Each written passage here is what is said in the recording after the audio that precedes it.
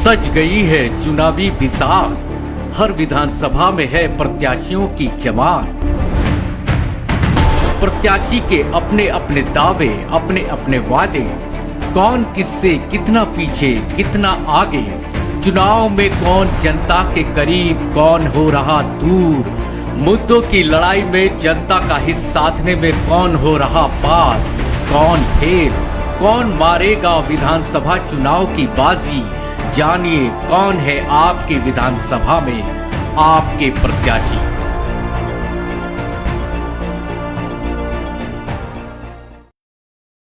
नमस्कार, आप सभी का टीवी मीडिया में स्वागत है।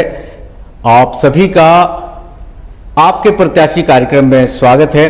और इस वक्त मैं हूं मनोहरपुर विधानसभा क्षेत्र के सोनवा में, और सोनवा में इसलिए हूं क्योंकि यहां पे जो चुनावी लड़ाई है वो बहुत ही महत्वपूर्ण है। क्योंकि एक तरफ सांसद के बेटे चुनाव लड़ रहे हैं, जो कि मंत्री भी रह चुकी है, विधायक भी रह चुकी है मनोहरपुर विधानसभा क्षेत्र से, और दूसरी तरफ एक ऐसा नौजवान जो नया नया एक चुनावी जो जंग है वहां पर खड़ा है, और उसके साथ है एनडीए की टीम। एनडीए की टीम यानी कि भाजपा और आजसू प्रत्याशी हैं डॉक्टर दिनेश चंद्र बोईपाई, जो यहां से चुनाव लड़ रहे हैं, और वो मात्र एक मुखिया हैं। एक मुखिया की लड़ाई यहां पे एक सांसद के बेटे के साथ है, और इसलिए ये जो चुनावी जो रण क्षेत्र है मनोहरपुर वो बहुत ही खास है। आज हम सीधे जुड़ेंगे डॉक्टर दिनेश चंद्र बोईपाई, जो कि आजसू प्रत्याशी हैं एनडीए के, उनसे, और उनसे जानेंगे कि उनकी क्या मुद्दे हैं मनोहरपुर क्षेत्र को लेकर, वो क्यों चुनाव लड़ रहे हैं और जनता उनको क्यों वोट करे। और इस समय मैं आपको दिखाना चाहूँगा ये जो पूरी टीम है, ये आप देखिए सिद्धार्थ महतो हैं जो कि आजसू के केंद्रीय सचिव हैं, और इनकी एक अच्छी पकड़ है पूरे इस पश्चिम सिंहभूम जिले में। और वहीं आप आजसू के केंद्रीय सचिव को देख रहे हैं बिरसा मुंडा जी, उनकी भी एक पकड़ है पूरे जिले में, जो कि आजसू के पहले जिला अध्यक्ष भी रह चुके हैं, और झारखंड मुक्ति मोर्चा में इन्होंने जो है अपना करियर शुरू किया था वहां से। और उसके बाद आप जो बीच में देख रहे हैं ये हैं डॉक्टर दिनेश चंद्र बोईपाई, जो कि एनडीए के जो हैं समर्थित प्रत्याशी हैं, जो कि आजसू ने उन्हें टिकट दिया है, और वो यहां से चुनाव लड़ रहे हैं मनोहरपुर से। और उनकी सीधी लड़ाई जो है वो सांसद के बेटे से है, जो कि मंत्री भी रही हैं। तो आप समझ सकते हैं कितना बड़ा ये मुकाबला ये फेस करेंगे। और उनके ठीक बगल में पूर्व विधायक गुरुचरण नायक जी, जो कि टीएसी के सदस्य भी रहे हैं, और एक उनका भी जो है इस क्षेत्र में मनोहरपुर में एक दबदबा है। लेकिन इस बार जो है पार्टी ने ये निर्णय लिया है कि इस बार जो है डॉक्टर दिनेश चंद्र बोईपाई को जो है यहाँ से लड़ाना है। खास बात ये भी है कि दोनों में एक पारिवारिक रिलेशन भी है, और इसलिए जो है गुरुचरण नायक ने ये सोचा कि इस बार एक नौजवान को मौका मिलना चाहिए, और उन्होंने अपना टिकट जो है छोड़ दिया। और उसके ठीक बगल में है आलोक रंजन सिंह जी, इनकी भी एक पकड़ है, भाजपा के ये समर्थित जो हैं कार्यकर्ता हैं, और इन्होंने भी जो है कई सारे कार्य यहाँ भाजपा को मजबूत करने के लिए किया है। तो ये पूरी एनडीए की ये एक टीम है, हम आपको दिखा रहे हैं, जो डॉक्टर दिनेश चंद्र बोईपाई को, जो कि एक मुखिया है, एक साधारण से मुखिया है, और उनकी लड़ाई सीधे सांसद के बेटे से है। तो हम सीधे जानेंगे डॉक्टर दिनेश चंद्र बोईपाई से। डॉक्टर दिनेश चंद्र बोईपाई जी, आपका बहुत बहुत स्वागत है हमारे टीवी मीडिया में। ये बताइए कि जब आप चुनाव मैदान में आ चुके हैं, आप सबसे पहले हमारे दर्शकों को अपना परिचय दे दीजिए कि आप यहाँ तक पहुँचने तक आपका जीवन सफर क्या रहा है, कैसा रहा है। मेरा नाम डॉक्टर दिनेश चंद्र बोईपाई, और ये राजनीति में मेरा अचानक हम आए ऐसे बात नहीं है। जब हम रांची यूनिवर्सिटी में थे 2014 में, और उस वक्त हम एमए कंप्लीट कर रहे थे और असिस्टेंट प्रोफेसर की तैयारी कर रहे थे। उस समय पंचायत इलेक्शन हुआ शायद 2015 आसपास में, सेकेंड वाला। तो उस समय हम पंचायत इलेक्शन में पार्टिसिपेट किए, और हमारे गुड़ा पंचायत की आम जनता ने पंचायत का मुखिया बनाया। जैसे हमको मुखिया बनाया, फिर मेरा ज्वाइनिंग लेटर आता है डॉक्टर श्यामा प्रसाद मुखर्जी यूनिवर्सिटी में असिस्टेंट प्रोफेसर के तौर पर। तब मुझे लगा कि मैं मुखिया बन गया हूँ, लोगों को मुझसे काफ़ी उम्मीदें हैं, तो मेरे पास मतलब असमंजस, मतलब हम सोच नहीं पा रहे थे कि मैं नौकरी करूं या मैं मुखिया के पद पर बना रहा हूं। फिर बहुत सोच समझने के बाद मैंने ये निर्णय लिया कि अगर मैं असिस्टेंट प्रोफेसर के तौर पर वर्क करूंगा तो मैं एक सीमित दायरा मेरा सीमित हो जाएगा, और इतना एजुकेटेड होने के बाद और जिस उद्देश्य से हमको पढ़ाया लिखाया गया वो उद्देश्य हम फुलफिल नहीं कर पाएंगे। इसलिए हम सोचे कि मैं मुखिया ही बना रहूँगा और लोगों का सेवा करूँगा और धीरे धीरे अपना कार्य क्षेत्र को बढ़ाऊँगा। उसके बाद हम मुखिया बने, मुखिया बन करके लोगों का सेवा किए। बीच बीच में बहुत सारे आंदोलन से भी जुड़े, और उस समय हमारे क्षेत्र में कुछ ऐसे घटना घटी जिसके कारण उसमें गुरुचरण चाचा भी थे कि हम लोग सीआरपीएफ के खिलाफ आंदोलन खड़ा करना पड़ा, ना चाहते। उस आंदोलन से लोगों को ऐसे लगने लगा कि ये लड़का आगे चलकर हमारा नेतृत्व करेंगे। फिर धीरे धीरे राशन से संबंधित समस्या आने लगी, उस समय हमने आंदोलन किया। और एक मज़ेदार घटना क्या है कि बहुत पहले हमारे गांव में बिजली हुआ करती थी, शायद 1983 या 94 आसपास लगभग। उसके बाद वो बिजली गायब हो जाता है धीरे धीरे, क्योंकि उसका देख रेख नहीं होता विभाग के माध्यम से। फिर दोबारा बिजली जब लगाया जाता है, चालू किया जाता है, तो हमारे गांव छोड़ करके बगल गांव से उसको क्रॉस किया जा रहा था। तब पता लगा है कि भाई हमारे गांव में बिजली क्यों नहीं लगेगी, लोग परेशान थे। फिर पता चला कि नहीं, आपके गांव में तो ऑलरेडी बिजली पहले से है रिकॉर्ड में। फिर हम लोग सोचे कि ऐसे में तो हम लोग को गाँव को बिजली नहीं मिलेगी। फिर गाँव वाले बैठे, फिर हम लोग एक प्लान बनाए कि भाई हमारा गाँव में बिजली क्यों नहीं हुई, पहले था अब नहीं है, अब दोबारा तो देना पड़ेगा। फिर उसके लिए हम लोग आंदोलन किए। आंदोलन करने के पश्चात हम लोग का बिजली मिला। मतलब ये जो इस फील्ड में आने का शुरू से ही धीरे धीरे धीरे धीरे, और हम इस मुकाम पे पहुंचे कि आज एनडीए प्रत्याशी के रूप में आज हम सामने हैं। तो राजनीति मेरा मतलब केवल नया नहीं है, परिचित है, और 2 टर्म का मुखिया भी रहे, तो राजनीतिक अनुभव है। ऐसे बात नहीं है कि मैं नया हूँ। नहीं। तो आप इस बार का चुनाव कैसे देख रहे हैं, क्योंकि आप विधानसभा चुनाव लड़ रहे हैं जिसका दायरा बहुत बड़ा है और कई सारे प्रत्याशी हैं आपके सामने में, तो इस बार जो है विधानसभा चुनाव लड़ने का आपका ये नया अनुभव है, इस अनुभव को शेयर कीजिए अब तक का। देखिए, विधानसभा जो इलेक्शन है निश्चित रूप से बहुत बड़ा है, लेकिन नया नहीं है। 2019 में भी हम एक बार इलेक्शन लड़े थे, तो उस समय एक इच्छा था कि मैं भविष्य में इलेक्शन लड़ूंगा। तो एक जिज्ञासा, अपना जिज्ञासा को शांत करने के लिए वन डे, एक दिन फॉर्म खरीदे, हम लोग 2-3 घंटे में भर लिए और नॉमिनेशन कर दिए। और जब नॉमिनेशन हुआ, बाकी इतने बड़े बड़े लीडर लोग का रिजेक्ट हुआ, और मैं आपको बता दूं मेरा रिजेक्ट नहीं हुआ। तो मुझे लगा कि ये चीज़ मैं कर सकता हूँ, और इलेक्शन लड़े। मतलब ये उस समय जो ताकत थी या मेरे पास संसाधन कमी था, उस टाइप से नहीं लड़ा जिस टाइप से लड़ना चाहिए। ये मेरा टेस्ट था। जब उसमें लगा कि इलेक्शन लड़ा जा सकता है, तो ये मैं पहले से ही थोड़ा बहुत प्लान कर रहा था कि मैं इलेक्शन लड़ूंगा।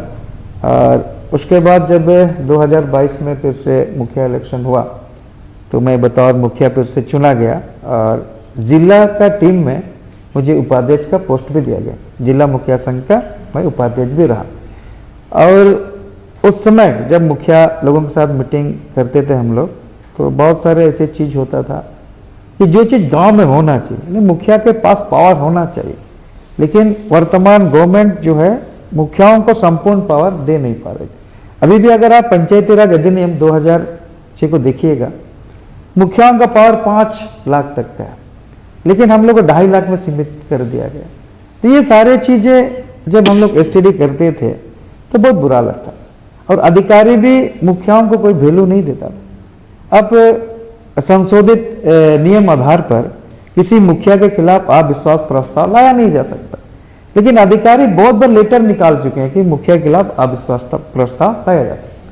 तो ये सारा चीज देख करके मुखिया संघ ने भी निर्णय किया कि अगर किसी मुखिया को टिकट दिया जाता है तो सारे मुखिया उसका साथ देंगे, क्योंकि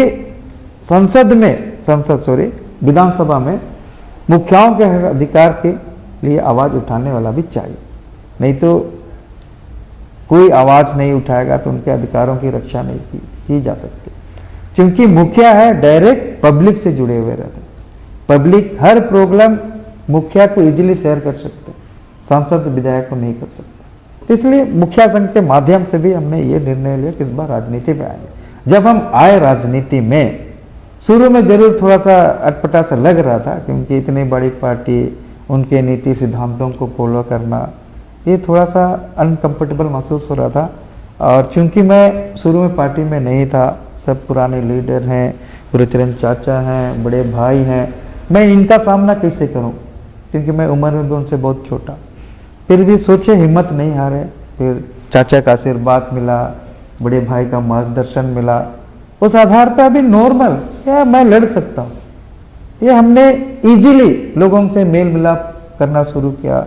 शुरू में सोचते थे कि भाषण में कैसे दूंगा, फिर एक दफ़ा ट्राई भी किए तो लगा लोग इम्प्रेस होते हैं, तालियां बजती है तो और प्रेरित होते हैं। और जब हम मेरे ओपोजिशन के बारे में हम बात करते हैं कि उनके पास अनुभव क्या है और मेरे पास अनुभव क्या है, तब लोगों को लगता है कि यार दिनेश इज राइट, दिनेश सही है, ये हमारा लीडर हो सकता है, हम इसके नेतृत्व में मनोहरपुर विधानसभा को बेहतर कर सकते हैं। ये सारा अनुभव बहुत अच्छा चल रहा है और हमको पब्लिक का जो सपोर्ट मिल रहा है, जैसे हाल फिलहाल में 2 दिन हम मनोहरपुर और आनंदपुर में थे। मनोहरपुर गए, चिड़िया माइंस गए थे, तो वहाँ लोगों का दुखड़ा था कि ये माइंस पहले चलती थी जिसमें इस क्षेत्र के लोगों को, बहुत सारे लोगों को रोजगार मिलता था। लोग फिगर बताए 2000 से 3000 लोग। धीरे धीरे ये माइंस जो बंद हो गया, जिसके कारण वहाँ पलायन की समस्या उत्पन्न, और इस पे मौजूदा जो हमारे विधायक हैं, अभी सांसद बन गए, उस बात पे कभी मुंह नहीं खोलते थे। मतलब उस क्षेत्र के लोगों को जो पलायन होता था उस पर कभी गंभीरता से उस विषय को ली नहीं, जिसके कारण आज चिड़िया माइंस बंद होने के कगार पर खड़ी है और सिर्फ एक माइंस चलता है, और उसके अंदर अस्पताल भी है। पहले 250 से 300 बेड हुआ करते थे, लोगों का कहना है, लेकिन अभी मात्र 30 बेड है। और कोई भी व्यक्ति जब बीमार होता है, माताएं बहनें हॉस्पिटल पहुंचते हैं, लेकिन पहले से रेफर लिखा हुआ रहता था। तो ये सारे चीज जब समस्याएं सुने तो हमको लगा इस क्षेत्र का विकास बहुत जरूरी है और इसके लिए संघर्ष करना होगा, तभी मनोहरपुर विधानसभा का हम संपूर्ण विकास कर पाएंगे। और धीरे धीरे जब प्रत्येक प्रखंड की ओर हम गए, देखे, विश्वास नहीं कीजिएगा, इस देश के लोग चांद पर पहुंच रहे हैं, लेकिन मनोहरपुर विधानसभा में नेटवर्क का अभाव है। अब आनंदपुर जाइएगा, किनारे किनारे कोई नेटवर्क नहीं है। अजीब सा लगता है कि भाई आधुनिक जमाने में जहां लोग टेक्निकल के बिना राह नहीं पाते हैं, देश दुनिया की खबर हमेशा लेते हैं, लेकिन उस क्षेत्र के लोग इसका कनेक्टिविटी कुछ नहीं। आखिर इसका जिम्मेदार कौन है? लोग किसके भरोसे रहेंगे? मैं समझता हूं इस क्षेत्र का नेतृत्व करने के हैसियत से ये मेरा जिम्मेदारी बनती है कि मैं उस क्षेत्र में नेटवर्क का कनेक्टिविटी करूं। और अगर हम उस क्षेत्र के ये नेटवर्क से संबंधित हो गया, कुछ कुछ जगह ऐसे भी है, गांव है, गांव के किनारे किनारे नदी है, लेकिन उस गांव को पानी नहीं है। ये अजीब सा लगता है, क्योंकि पहले हमको पता नहीं था। अभी जब क्षेत्र भ्रमण कर रहे हैं, इन सारी समस्याओं से रूबरू हो रहे हैं, तो मुझे निश्चित रूप से ये लगा कि पिछले 25-30 साल में जो वर्क इस क्षेत्र को में होना चाहिए था, जो विकास इस क्षेत्र को मिलना चाहिए था, वो संभवतः नहीं हो पाया, जिसके कारण पब्लिक हमारे पक्ष में है और उनके पक्ष में नहीं है। एक लंबा वक्त है, जैसे कि आप बता रहे हैं 25 से 30 साल, यानी कि ये लंबा वक्त जो है मुख्य तौर पर जो है जोबा मांझी ही रही हैं। इतना लंबा वक्त जो है जनता उनको लेकर साथ चली। आपको लगता है कि क्या अब बदलाव हो जाएगा? आपको लोग वोट करेंगे? निश्चित रूप से वोट करेंगे, क्योंकि ये लोगों की डिमांड है। वो चाहते हैं कि बदलाव हो। वो किसी एक परिवार के अंडर में रहना नहीं चाहते। वो इस क्षेत्र का विकास को परिवार का विकास समझ बैठे हैं। क्योंकि इस क्षेत्र में अगर आप देखिएगा, जो साधारण से साधारण लोग हैं, शिक्षा के क्षेत्र में उनका विकास नहीं हुआ। डॉक्टर इंजीनियर बन नहीं पा रहे हैं, लेकिन उस परिवार से डॉक्टर भी है, बिजनेसमैन भी है। मतलब एक तरफ से देखा जाए तो परिवार का विकास ही मनहरपुर का विकास समझ बैठे। तो ये अभी पहले जैसे लोग नहीं है कि वो लोग नहीं जानते। आजकल जज करते हैं जनप्रतिनिधि को कि हमारे जनप्रतिनिधि हमारे लिए काम कर रहे हैं या खुद के लिए काम कर रहे हैं।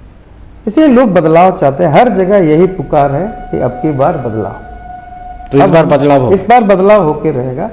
और इस परिवर्तन की लड़ाई में ये चुनाव महज नहीं है, ये एक संघर्ष है, ये परिवर्तन का आंदोलन है। और इस आंदोलन में लोग हमारे साथ हैं। किन किन लोगों का आपको साथ मिल रहा है? जैसा कि आप जा रहे हैं, लोगों से मिल रहे हैं, तो वो कौन लोग हैं जो आपको जो है समर्थन कर रहे हैं?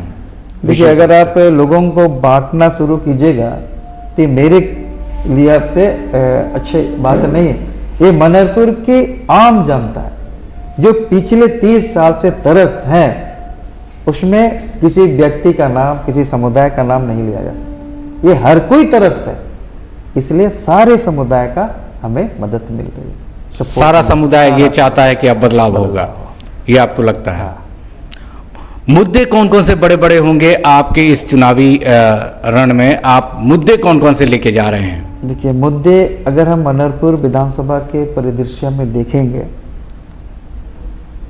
प्रखंड वाइज अगर देखेंगे तो हर प्रखंड में अलग अलग मुद्दे गौन हैं। अगर हम मनहरपुर में बात करेंगे सिंचाई की तो ये संभव नहीं है। वहां पे आपको बात करना होगा चिड़िया माइंस की। चिड़िया माइंस के माध्यम से उस क्षेत्र के लोगों को रोजगार दिया जा सकता है। फिर हम थोड़ा सा बगल में जाएंगे आनंदपुर, वहां लोग खेती करना चाहते हैं। बगल से नदी गुजरती है, लेकिन उनके पानी सिर्फ देखने के लिए।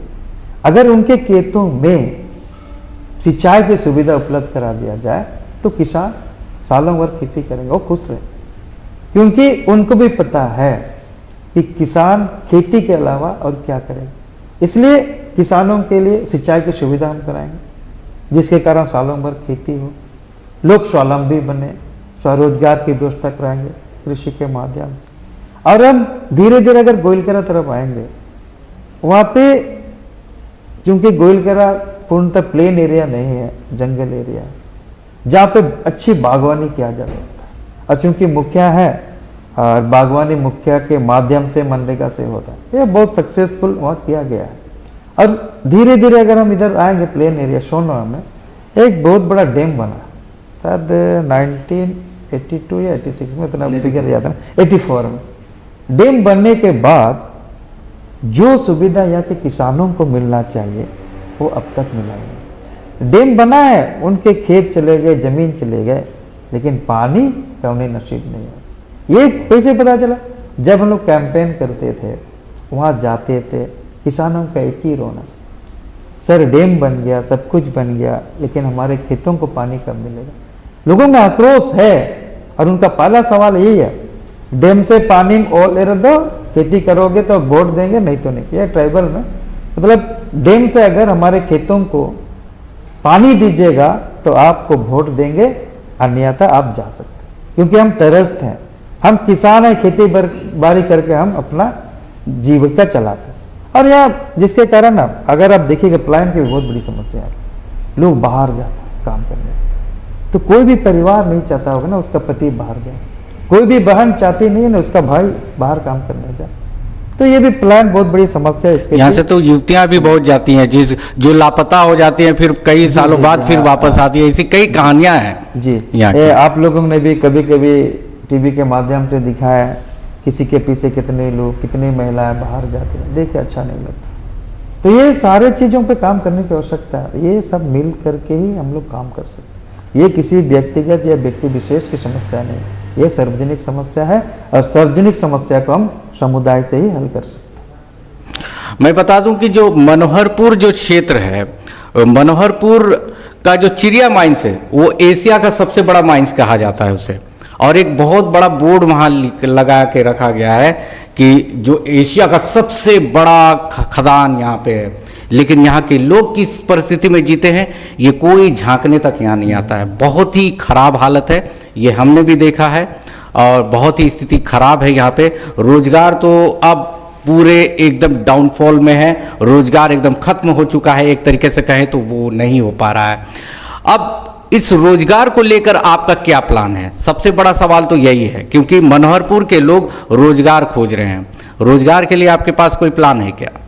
सर, रोजगार के लिए अगर हम चिड़िया माइंस को पुनः खुलवा दें तो बहुत सारे लोग एडजस्ट हो जाएंगे, बहुत सारे लोग। और चूंकि यहाँ पे लड़की लड़कियां पढ़ते हैं और ये इस सोच के पढ़ते हैं कि भविष्य में उनका नौकरी होगा, लेकिन वर्तमान सरकार में आप देखें फॉर्म निकाली जाती है, लड़के फॉर्म भरते हैं, एग्जाम सेंटर में बैठते हैं, 1 घंटा बाद पता चलता है कि एग्जाम पेपर लीक हो गया।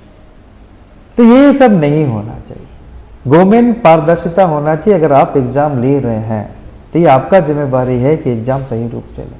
अगर निश्चित रूप से सारे एग्जाम को, सारे विभाग का एग्जाम अगर क्रिएट किया जाएगा तो पढ़े लिखे युवतियों के लिए रोजगार का अवसर पैदा हो जाएगा। आप इससे कितना इत्तेफाक रखते हैं? पूर्व सांसद और दिवंगत नेता लक्ष्मण गिलुआ जी चाहते थे कि मनोहरपुर में एक प्लांट लगाया जाना चाहिए, उसके लिए उन्होंने प्रयास भी किया था।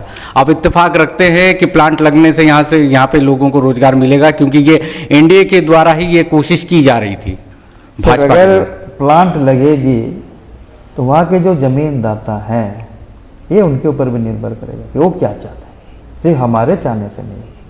अगर प्लांट लगने से रोजगार उत्पन्न किया जा सकता है तो मेन भूमिका जमीन जो दान देते हैं, जिसकी जमीन चली जाती है, उनके ऊपर निर्भर करती है। ये एक नई नीति के तहत है जिसमें जिसकी जमीन है, जिसका जमीन है उसको मालिक बनना पड़ेगा। सिर्फ खरीद करके उसमें प्लांट लगाने से ये पॉसिबल नहीं है। आज के डेट जमीन इतना आसान नहीं। मान लीजिए आपकी सरकार आती है तो आप तो प्रयास करेंगे ही नहीं, आपके पास तो सारा कुछ होगा, आप तो अपने नीति निर्धारण खुद कर लेंगे। उसके बाद तो कर लेंगे, एनडीए की बैठक होगी उसके लिए, ये तो व्यक्तिगत तो नहीं होगा, मेरे चाहने तो से नहीं होगा। प्लांट लगाने के लिए भी आप तैयार रहेंगे उस समय? नहीं, ये तो हम बोले ना कि जमीन जो दाता है उन्हीं के ऊपर रहे, उन्हीं के ऊपर रहेगा, उनके खिलाफ में कभी काम नहीं। तो ये डॉक्टर दिनेश चंद्र बोईपाई हैं जो अपनी बातें रख रहे हैं। जो चुनाव है इसमें कई प्रत्याशी हैं, लेकिन आपको लेकर जो लोगों में ज्यादा चर्चा है वो जो है मौजूदा सांसद के बेटे जगत माझी को लेकर चर्चा है। लोग ये कह रहे हैं कि आपका टक्कर जो है जगत माझी से है, जगत माझी आपके सामने जो है वो खड़े हैं। क्या आपको क्या लगता है कि जगत माझी आपके टक्कर में है, या फिर आप किस रूप में जगत माझी को देख रहे हैं इस चुनावी रणभूमि में? चुनाव के परिदृश्य में अगर देखेंगे तो चूंकि वो सांसद का बेटा है तो लोगों को लगेगा, लेकिन मेरे ख्याल से, मेरा विचार अगर जानिएगा, जगत माझी और हमको एक जगह बैठा दीजिएगा और पूछ लीजिएगा। ये तर्क वितर्क होना चाहिए दोनों के बीच में, दोनों के बीच, हम उसके लिए तैयार हैं। तब लोगों को निर्धारण करने में सुविधा होगी, क्योंकि मेरा परिवार राजनीति रूप से ये नहीं है। ये तो एनडीए का क्या बोलेंगे बड़ी सोच है कि एक छोटे से परिवार का लड़का को, एक साधारण सा छोटा सा पंचायत का मुखिया को इस लेवल में लोग कराते हैं, और हम तैयार हैं उसके लिए। लेकिन किसी सांसद का बेटा होना, उसी में वो बहुत बड़ा दावेदार कहलाना, ये मेरे ख्याल से जल्दबाजी है। और आप देख रहे हैं क्षेत्र में जहाँ जहाँ हम लोग जा रहे हैं, जहाँ जहाँ भी मीटिंग किए, लोगों का इतना ज़्यादा भीड़ कि हम लोग मतलब देख के लगता है कि यार आधा जंग तो हम लोग जीत लें और थोड़ा सा मेहनत पूरा जंग जीत जाएंगे। इसलिए टक्कर है, कांटे की टक्कर होगी, इतनी आसान तो नहीं है, और जीत के प्रति हम आश्वस्त हैं, क्योंकि लोगों को इतना प्यार है, उस प्यार को देख कर लगा कि हम लोग जीत के लिए आश्वस्त हैं। इसमें अलग से कोई स्पेशल रणनीति बनाने की जरूरत नहीं, क्योंकि सारा वातावरण अगर आप देखिएगा मनोहरपुर विधानसभा का, हर कोना कोना में जाइएगा, उनके खुद के कार्यकर्ता भी ये कहते हैं कि भैया आप जीत रहे हो, निश्चिंत रहो, आप जीतोगे, क्योंकि आपके सामने और नहीं है।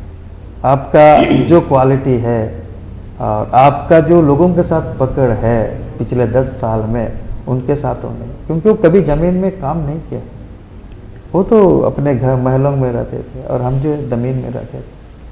मेरा आंदोलन का पृष्ठभूमि है, अगर आप देखिएगा 2021 में हम लोगों ने रोड आंदोलन चलाया, सड़क निर्माण जन आंदोलन, जिसमें हमारे अमित मातो जी भी थे। उस आंदोलन को हम लोग सफल बनाए, आज भी रोड भी सही है। उसके कुछ दिन बाद हमने रेल आंदोलन भी चलाया था, जो कोरोना काल के समय पैसेंजर ट्रेनों का ठहराव बंद हो गया था, वो आंदोलन भी चला। लेकिन जगत मादी का पृष्ठभूमि क्या है? कोई सामाजिक नेतृत्व है, राजनीतिक नेतृत्व है, कभी किसी चीज का नेतृत्व किया है? नहीं, वो तो एक सांसद का बेटा मात्र है, इससे ज्यादा कुछ नहीं मेरे नजर। चलिए, आप जगत माझी को तो ज़्यादा नहीं मान रहे अपने सामने में, क्योंकि जनता जो है उसको आपकी नज़र में जो है नकार देगी, जैसा आप कह रहे हैं। ऐसा क्यों है कि एक जो है परिवार का यहाँ पे लगातार राज रहा, ऐसा क्यों है? और अब आप कह रहे हैं कि बदलाव हो जाएगा। देखिए, एक परिवार का राज है, इस बात से हमें इनकार नहीं है कि जब जंगल आंदोलन चल रहा था, जो शहीद देवेंद्र माझी है वो जंगल आंदोलन से जुड़े हुए थे, उसमें बहुत सारे एक आंदोलनकारी का परिवार तो है, ये तो मानते ही हैं आप। नहीं, इस बात में तो कोई इनकार नहीं कर सकता है, लेकिन ऐसा थोड़े न है कि आंदोलनकारी वो थे। जिसे कहा जाता है कि वो शहीद परिवार से हैं, शहीद तो सुलापुर्ती भी है ना, शहीद तो दियू कोड़ा भी है ना, फिर मैसूर जमोदा वो भी तो शहीद है। तो इसका मतलब मैसूर जमोदा भी राजनीतिक में आना चाहिए था, दियू कोड़ा तो भी आना चाहिए था, ईश्वर सरदार है ना, ईश्वर सरदार भी है। एक किसी एक आदमी को सारा आंदोलन का क्रेडिट देना मेरे अनुसार न्यायोचित नहीं। सारे शहीदों को समान अवसर दिया जाना चाहिए, समान मान सम्मान दिया जाना चाहिए। और बाकी दादा भी है आंदोलनकारी, बिरसा जी भी हैं। यहाँ पर जहाँ शहीद का बात है, जहाँ शहीद का बात है तो शहीद तो उनको शहीद का दर्जा माना जाता है, दिया जाना चाहिए। जो सरिंदा में 3 आदमी बिहार पुलिस का गोली से शहीद हुए, इचाहतू में बिहार पुलिस का गोली से शहीद हुआ, आपका यहाँ पर बिला में शहीद हुआ, इस तरह से टेपासाई में शहीद हुआ। इन लोगों को शहीद का दर्जा मिलना चाहिए और इनका परिवार को मान सम्मान मिलना चाहिए। लेकिन आज तक जो पिछले 25 सालों से जो यहाँ विधायक रही, कैबिनेट स्तर का मंत्री रही, यानी बिहार सरकार का समय से, लेकिन अब तक सरिंदा शहीद दिवस और बिला शहीद दिवस, इचातुल शहीद दिवस और टेपासाई जैसे शहीद दिवस में कभी शहीद दिवस उस तरह से नहीं मनाया जिस तरह से उसका पति जो मर्डर हुआ है और उनका शहीद दिवस जिस तरह से मनाते हैं ताम झाम के साथ और पूरा सीएम को लाने का काम करते हैं। तो ये हमको नहीं लगता है कि ये शहीद के प्रति इनको कोई चिंता है और शहीद परिवार को सम्मान देने की कोई यह है, ये हम नहीं मानते। हमने हमेशा आवाज़ उठाते हैं कि जब ये हमारी जनता जनार्दन ने जनप्रतिनिधि बनाया, विधायक बनाया, तो कम से कम इस राज्य के लिए, इस समाज के लिए, इस अलग राज्य की लड़ाई में जो शहीद हुआ है, वास्तविक में उनको शहीद का दर्जा देना चाहिए और उनके लिए मान सम्मान के लिए काम करना चाहिए। उनका परिवार को नौकरी या कोई ऐसा मैंने सम्मानजनक उनको पद मिलना चाहिए या वैसा कोई काम उनको दिया जाना चाहिए, लेकिन अब तक नहीं दिया। इसलिए हम लोग इतना जानते हैं, ये जंगल आंदोलन निश्चित रूप से शहीद देवेंद्र माझी ने की है और उनका हत्या के बाद जो है उनका पत्नी को, जुबा माझी को, लोग सहानुभूति के आधार पर विधायक बनाने का काम किया है। तो इसका मतलब नहीं है कि आप पीढ़ी दर पीढ़ी उसका सहानुभूति आप लीजिएगा, पीढ़ी दर पीढ़ी और सहानुभूति के आधार पर एमएलए बनना चाहेंगे, ये तो गलत बात है। ठीक है, आप बन भी गए हैं तो कम से कम जो जनता जनार्दन है, जो वोटर है, यहाँ के लोग हैं, उनका भी तो समस्या है, उनका भी तो तकलीफ है, उनका भी तो समस्या है, उनको समाधान करना चाहिए। जिस तरह से हम लोग बोल सकते हैं रोड का समस्या है, स्वास्थ्य का समस्या है, शिक्षा का समस्या है, अब हम लोग इतना बड़ा एक दो तो ऐसा समस्या आप बता दें, उसी में आप समझ जाएंगे कि इस क्षेत्र में उनका आने से, उनका 25 साल तक शासन करने से क्या विकास हुआ है, आप समझ सकते हैं। आप समझ सकते हैं पिछला 10 साल से आपका गुदड़ी में आपका एकलव्य विद्यालय बन रही है, वो अब तक बनता ही रहा है। अब गुदड़ी में जो आपका कस्तूरबा विद्यालय है वो आपका यहाँ पर आपका बिगना में चल रहा है और वहाँ का भी हालत अच्छा नहीं है।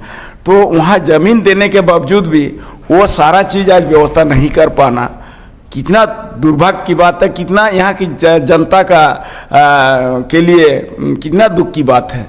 इसी तरह से आप समझ सकते हैं ये आपका कैबिनेट मंत्री और हमारे जो बाल विकास मंत्री रही, लेकिन आज भी देख लीजिए गुदड़ी जैसा जगह में, आनंदपुर जैसे जगह में आज भी आंगनबाड़ी भवन नहीं है।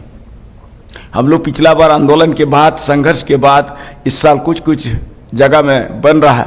ये इस तरह का कई एक समस्या है।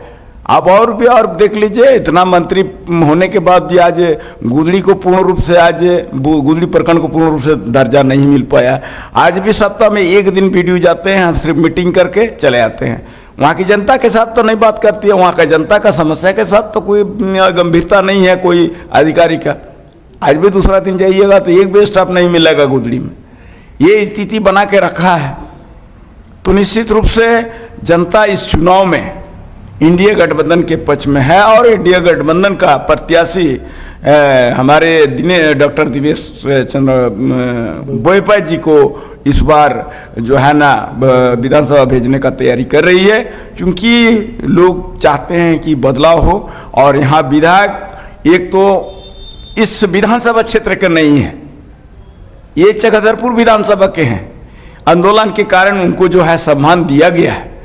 इसका मतलब नहीं है, इसका मतलब तो ये नहीं है कि उसका बेटा को फिर बना दिया जाए, उसके बाद उसका पोता को बना दिया जाए। ये कहीं का भी जो है उचित नहीं है। जनता इस चीज़ को समझ चुकी है, इसीलिए आप बदलाव करना चाहते हैं। उसके बाद हमारी उसके अलावा आंदोलन किए, जंगल आंदोलन, लेकिन आज भी हमारे मनोहरपुर विधानसभा क्षेत्र में कम से कम लगभग जो है ना 300 वनग्राम है, जिसमें हमको लगता है 150-200 लोगों को पट्टा मिला है, गांव को पट्टा मिला है।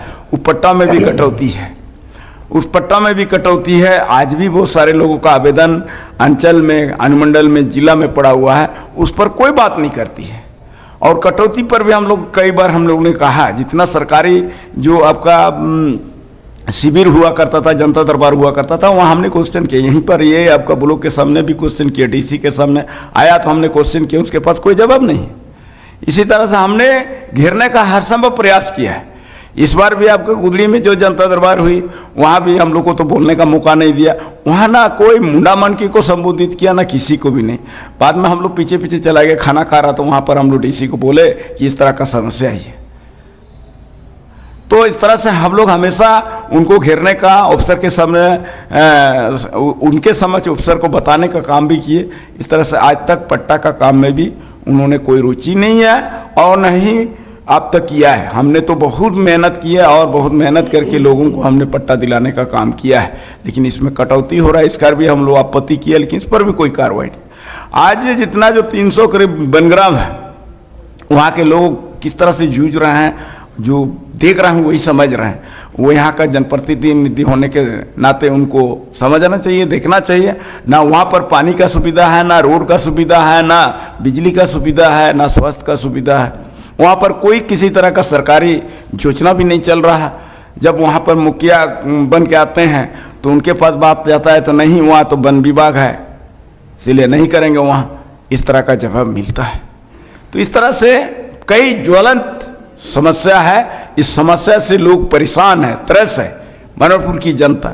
मैंने भी सोचा था चुनाव लड़ूं, लेकिन जब हाईकमान का आदेश आया, हाईकमान का निर्णय को हमको मानते हुए हमने सोचा कि अब हम लोगों को एकजुट होकर के मजबूती से हम दिनेश चंद्र बाबू को मदद करें और इस बार हम लोग यहाँ पर विधायक भी बदल देंगे और राज्य में सरकार को भी बदल देना, क्योंकि सरकार ने भी 5 साल में जो काम होना चाहिए वो काम नहीं किया है। कुछ कुछ का वैसा किया है हमारे नज़र में, जो हरी क्रांति योजना हुआ ये सब लाया है, ये अच्छा चीज़ है, हमारा भी सपना था वो सब चीज़ है। जो शहीदों का नाम से जो रखा गया है योजना सब ठीक है, वो उसके लिए हम उसको धन्यवाद देना चाहेंगे। लेकिन बाकी यहाँ जिस को आप जिस मुद्दों को लेकर के जो विधायक बनते हैं उन पर तो ना विधानसभा में बात रखे हैं जन्म आपका बनपट्टा को लेकर के, ना ही यहाँ का। आपको यहाँ पर देख रहे हैं डैम जब से बना है तब से आज 46 गांव को यहाँ पानी मिलना चाहिए, अब तक नहीं मिला 46 गांव को। इसको लेकर के हमने मानकी मुंडा की अगुवाई में हमने आंदोलन भी किया। यहाँ का पानी को चक्रधरपुर ले जाने का ये लोगों का प्लानिंग था, उसका भी जमकर हमने विरोध किया। उसको हमको पटाने के लिए कोशिश किया, एसडीओ साहब आ करके डैम में घुमाया, हम पूरा कैनाल में घुमाया और साफ शब्दों में कहा सबसे पहले यहाँ 40 गाँव के किसान को पानी देना चाहिए खेत में, उसके बाद हम लोग विचार करेंगे गर्म सभा कि आपको पानी देना चाहिए कि नहीं देना चाहिए। हमने जनहित में देखे कि वो डैम से अभी जो है जल नल योजना के तहत जो है हम लोग पानी दिए, तो उस तरह से जनहित में कोई काम होगा तो उसके लिए हम लोग मैंने जो है ना तैयार हैं और खड़े हैं उसके लिए हम लोग सहमति देने के लिए। मेरा अगला सवाल जो है पूर्व विधायक गुरुचरण नायक से है। गुरुचरण नायक जी, जैसा कि आप सुन रहे थे, एक आंदोलनकारी भी बोल रहे हैं कि यहाँ पे जो है विकास नहीं हुआ है और ये इनका प्रयास है कि क्षेत्र को बदला जाए। आप भी एक टर्म के लिए विधायक रहे और आपकी भी जो है फाइट लगातार जो है जोबा मांझी से रही है। आप किस तरीके से इस बार का चुनाव देख रहे हैं, क्योंकि इस बार जो है आप अपना समर्थन जो है अपने भतीजे को दे रहे हैं, दिनेश चंद्र बोईपाई को दे रहे हैं। आप इस बार का मुकाबला किस तरीके से देख रहे हैं? धन्यवाद आप लोगों को। आज अभी हमारे प्रत्याशी डॉक्टर दिनेश चंद्र बोईपाई जी आपके समक्ष अपना वक्तव्य को रखे और इस मनहरपुर विधानसभा में कैसे विजय बनाएंगे उसके लिए हम लोग का तैयारी चल रही है। और हमारे भाई साहब जो आंदोलनकारी बिरसा मुंडा जी हैं, बगल में बैठे हमारे बड़े भाई का समिति के सदस्य श्री आलोक रंजन सिंह जी भी हैं और आजसू के केंद्रीय सचिव श्री सिद्धार्थ महतो जी भी हैं। प्रत्याशी तो हमारे हैं ही श्री डॉक्टर दिनेश चंद्र बोईपाई जी। दोनों अपनी बातें को रख दिए। आपने पूछा कि कैसे जीतोगे विधानसभा क्षेत्र में, ये बहुत बड़ी ये विधानसभा है और यहाँ के विकास के मुद्दे पर लड़ाई कर रहे हैं। इनको नया कैंडिडेट के नाम से लोग जान रहे हैं, तो मात्र मुखिया ही है, इस तरह का लोग वो कह रहे हैं। लेकिन हमारे साथ जो अनुभव है उनका भी अनुभव को हम सुन रहा था अभी, ये बहुत अच्छा उनका सुझाव है और जो विचार है उनका मन में बहुत अच्छा विचार है। और उस विचार को लेकर के हम लोग का जो नीति सिद्धांत रहता है भारतीय जनता पार्टी में, और नीति सिद्धांत पर ही हम लोग लड़ाई करते हैं। हम लोग विचार परिवार से ही लड़ाई करते हैं और उनका जो विचार है हमारे परिवार से मिल रही है, इसलिए इनको हम लोग एनडीए का प्रत्याशी बनाए हैं। तो एनडीए में सबसे ज़्यादा इन्हीं की तरफ झुकाव है लोगों का और इस क्षेत्र मनहरपुर क्षेत्र में हम लोग अवश्य विजय दिलाएंगे और जीतेंगे। जब दोनों तीनों चारों यहाँ पर बैठे हुए देख रहे हैं ना, बीजेपी के बड़े भाई है, वो भी बहुत अनुभवी हैं, तो छोटा मोटा चीज़ नहीं। इस क्षेत्र का मैंने इनका 45 साल इनका अनुभव है, वैसे लोग हमारे साथ हैं। आप कई चुनाव लड़े हैं, इस बार का चुनाव क्या अलग है? डॉक्टर दिनेश चंद्र बोईपाई के लिए ये आसान होगा जगत मांझी को हराना? देखिए, मेरा अनुभव तो 30 साल का है। 30 साल से हम इलेक्शन लड़ रहे हैं, और जब भी हम निर्दलीय में लड़ते थे तब भी जवा मांझी के साथ हमारा कंटेस्ट रहता था। पार्टी से भी लड़े, फिर भी हम उसी बहुत के ही साथ- करीबी मुकाबला होता था। एक बार तो ऐसा हुआ 1000 का डिफरेंस था आप लोगों में। 400 का डिफरेंस था। 400 का डिफरेंस था। पहली बार जो बीजेपी से लड़े, तो इस तरह का इस बार भी वैसे ही था। अभी तो जीत ही जाएगा हम लोग, इस बार जीत जाएंगे। हम लोग जीत जाएंगे। और भतीजा को खड़ा कर दिया, मतलब कुछ समझ कर हम किए हैं। हम अपना समीकरण बना के दिए, समीकरण को देख करके दिए हैं। क्योंकि आपने भी तो जहाँ से एक खड़े हैं हम लोग का ये दीदी,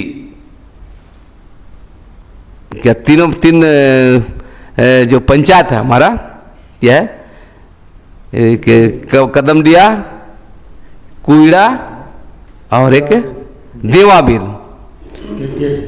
केकेडी के नाम से हम लोग इनको मानते हैं, जानते भी हैं। और केकेडी का प्रत्याशी हम लोग दिए हैं। और वहीं से जोआ मांझी जो है जीतती थी, 12,000 वोट वहीं से लीड करती थी। वहां से लीडिंग उनको मिल जाता था, लीडिंग वहीं से मिलता था, केकेडी से। केकेडी से। और केकेडी से हम लोग प्रत्याशी दिए हैं डॉक्टर दिनेश चंद्र बोईपाई जी को, अब भतीजा को बोलिए। तो जब आशीर्वाद हमारा हो गया, जब उसको जिताने के लिए हम लड़ गए, तो ये चुनाव मात्र उसको घूमना है, चुनाव तो हम लड़ रहे हैं।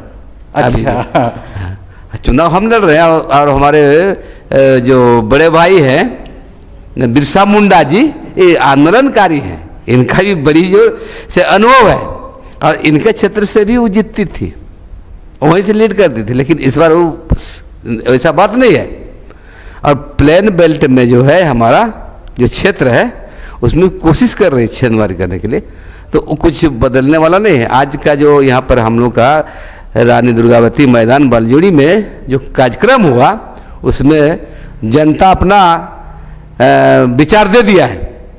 अच्छा, अपना विचार दे दिया है कि इन्हीं के प्रति केला छाप में हमारा एनडीए का प्रत्याशी जो दिनेश चंद्र बोईपाई जी है, उन्हीं को हम लोग वोट देंगे और विजयी बनाएंगे। वो लोग अपना मत दे दिया है। हम लोग को खाली 13 तारीख का दिन आना है।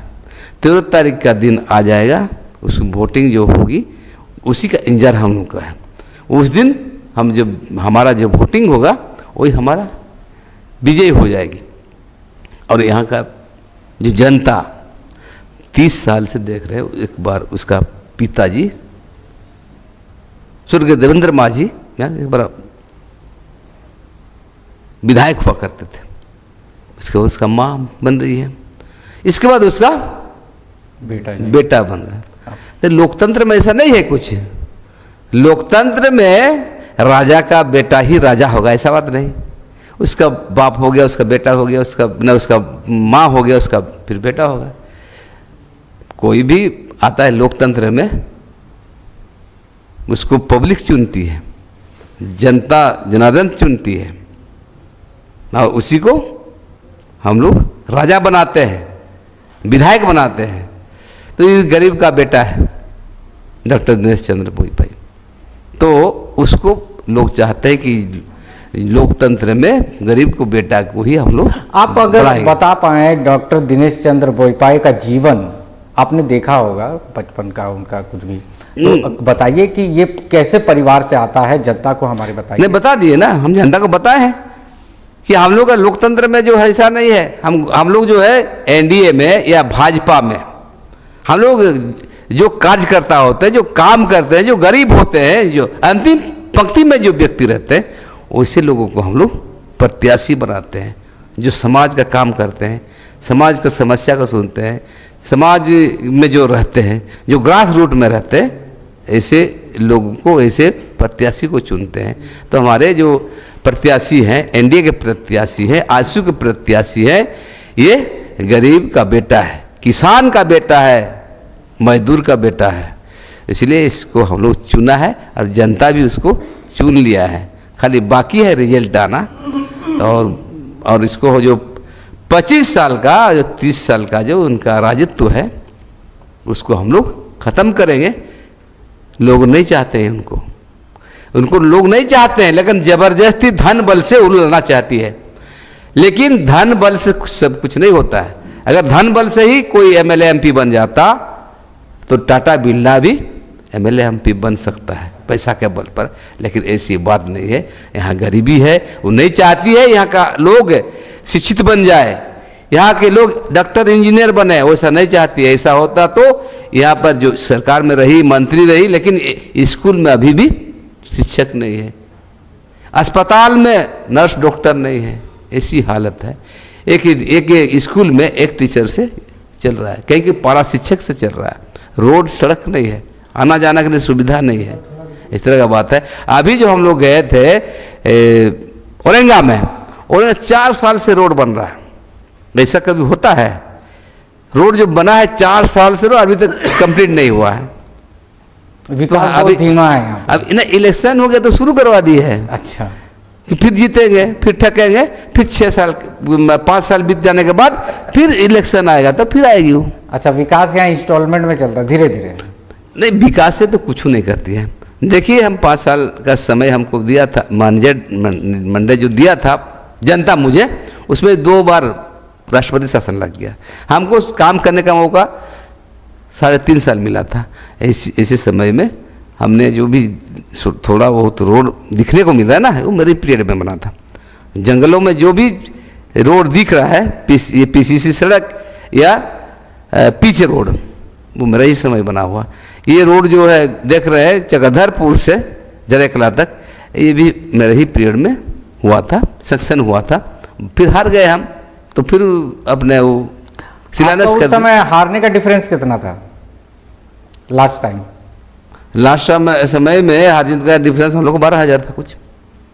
तो ज़्यादा आप लोग में डिफरेंस उतना होता नहीं है? नहीं होता नहीं, अभी तो ये 12,000 कुछ नहीं, 12,000 तो अकेले लड़का ही कर लेगा। तो इससे अब कहाँ है कंटेस्ट, कहाँ है बताइए? कंटेस्ट नहीं है उसके साथ। लोग भले ही बोलते हैं कि उनका ये जवामा जी का बेटा है, ये मैंने एमपी का बेटा है, ऐसे सोच रहे हैं लोग। ये गलत है, उसका डर हुआ घुस गया है। कैसा रात दिन उसको नींद नहीं हो रहा है। अब हम तो इधर गरीब का बेटा है, और जगत माझी जो है संसद का बेटा है। राजा और रंग की यहाँ पर रंग का लड़ाई चल रहा है यहाँ पर हमारे। ये बहुत बड़ी बात इन्होंने कही है। देखिए कि राजा और रंग की लड़ाई है यहाँ पे मनोहरपुर में। ये एक लड़ाई जो है, जैसा कि पूर्व विधायक गुरुचरण नायक ने कहा, ये राजा और रंग की लड़ाई, तो ये बहुत बड़ा फैक्टर काम करेगा आपके लिए लगता है? नहीं, इसको ले रही है, वो दिल से ले रही है क्या? दिल से नहीं, जहाँ हम मेरा अभी भी जहाँ भी मेरा रिकॉर्ड देखिए कि जहाँ लग जाते हैं हम पीछे नहीं हटते हैं। तो लग गए हैं इसको जिताने के लिए, तो हमको जिताना है। हम जमीन बेच करके भी लड़ाई लड़ते हैं, इलेक्शन लड़ते हैं। तो इसके लिए कुछ भी करना पड़े हम करेंगे, ऐसे बात नहीं। हमारे सामने है, सामने बता दे रहे हैं, हम काम कर रहे हैं। इससे हम कभी ये नहीं करते हैं कि बेटा हमको ये कर दो, हमको मदद करो, कि हमको तेल भरो। तो कभी बोले नहीं अभी तक, ना बोलेंगे भी नहीं। हम भले अपना हम कर रहे हैं, करेंगे और जिताएंगे, हम जिताने का काम करेंगे। ये कहीं कहीं पर जो छेनमारी हो रहा है उसका भी हम दौरा करेंगे, लेकिन इसको हम जिताएंगे ही, जिता के रहेंगे। तो देखिए यहाँ चाचा भतीजा का प्यार कितना है। और हमारे साथ आलोक रंजन जी भी हैं, जो कि काफ़ी प्रभाव रखते हैं यहाँ मनोहरपुर की राजनीति में। उनसे भी हम जानना चाहेंगे। आलोक रंजन सिंह जी, आपने भी कई चुनाव देखे हैं, आपने भी कैंपेनिंग किया है गुरुचरण नायक जी के लिए। इस बार का चुनाव आपको कितना अलग लग रहा है, और कितना जो है इस बार का चुनाव आपको लगता है कि डॉक्टर दिनेश चंद्र बोईपाई के पक्ष में है? आपको क्या लग रहा है? अभी तक का जो समीकरण हमने देखा है, अपने जीवन का अनुभव में जो हमने पिछले लगभग 50 ईयर्स से जो बहुत सारे इलेक्शन देखे हैं एमपी एमएलए सबका, उसके आधार पर हम अब देख रहे हैं वातावरण में परिवर्तन बहुत ज़्यादा हुआ है, और विभिन्न तरह का परिवर्तन हुआ है, जिसमें हमने ये भी महसूस किया है कि पिछले दिनों जो चीज़ यहाँ पर घटित हुई है, घटित बोलने से जो समाज के अंदर जो क्या बोलिएगा उसको, शिक्षा का अभाव था।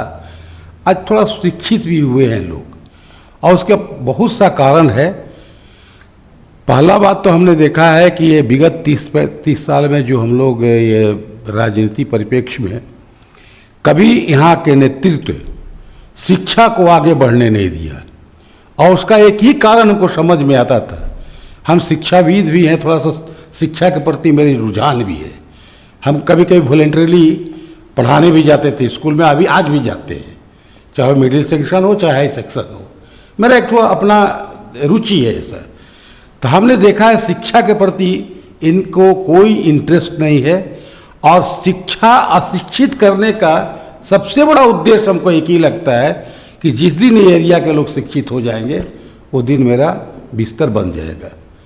ये सबसे बड़ा फैक्टर है इनका, और हमेशा यहाँ के लोगों को मूर्ख बना के मूर्ख बने रहे।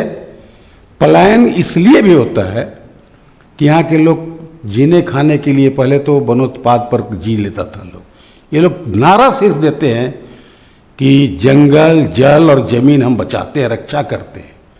आपको जान के आश्चर्य होगा, हालांकि आप लोग जानते हैं, हमसे ज़्यादा बेहतर जानते हैं आप लोग। जंगल आज नहीं बचा है, सब माफियाओं के द्वारा इनके संरक्षण में रांची और टाटा ट्रांसफर हो गया। आज भी हो रहा है, आज भी हो रहा है, और भयंकर रूप से हो रहा है। बहुत बहुत पूरा का पूरा जंगल साफ हो गया है। जमीन में सबसे ज़्यादा खादान और बालू, पूरा का पूरा यहाँ से दिन रात सैकड़ों गाड़ी चल रही है। किसी का कोई ताकत नहीं है उसको रोक ले, प्रशासन के संरक्षण में चल रहा है। मंत्रालय उसके पूरा तो खुला हुआ है।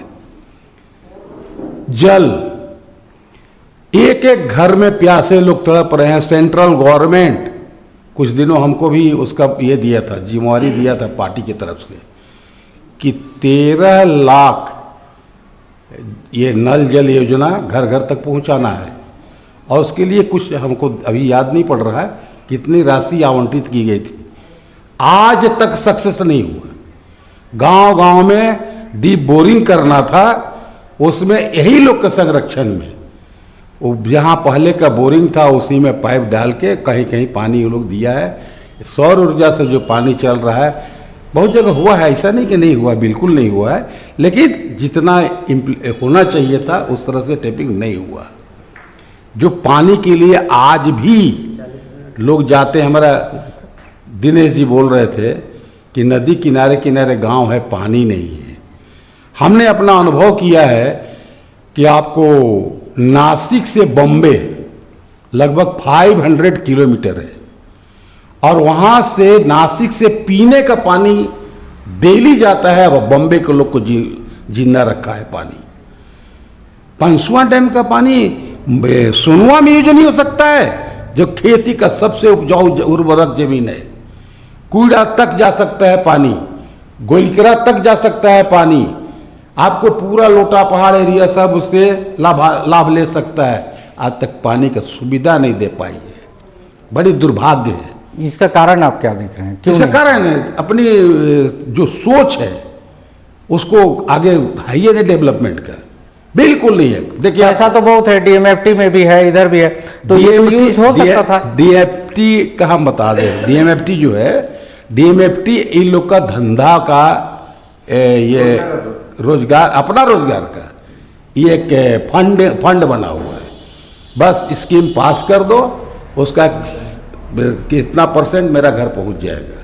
धंधा ही है, काम नहीं होना फील्ड में। आप देखे होंगे कि इतने सालों में आप जो भी रोड देखे होंगे, सेंट्रल गवर्नमेंट के हेड से जो भी पैसा है उसी से कुछ हुआ है।